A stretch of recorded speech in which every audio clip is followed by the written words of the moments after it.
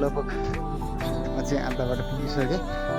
अब थोरै छ त्यहाँ जानु होइन, टुरको यात्रा। म चाहिँ हिँड्दै आएको तल देखियो त्यो हरिटेन देख्यो, त्योदेखि तल देखियो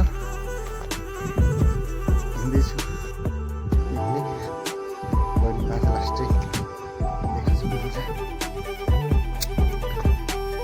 यति हालत खराब हुन्छ पहाडको बाटो हिँड्नु पर्दा।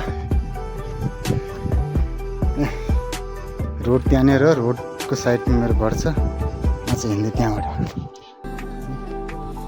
जानुपर्ने चाहिँ त्यो कहाँनिर त ट्याक्कै देखिन्छ है। यो घरनिरमा जुम गरिराख्ने त्यो पातावाला घर, त्यही घर जानुपर्ने। म चाहिँ यस्तै हिँड्दैछ। बाटो कालो छ, गर्मी छ, पानी पर्दैन। एउटा भाइ चाहिँ त्यो अगाडि चाहिँ को भाइ रहेछ, त्यो भाइलाई भेट्नु कोसिस गर्छु है, सकिन्छ कि नै।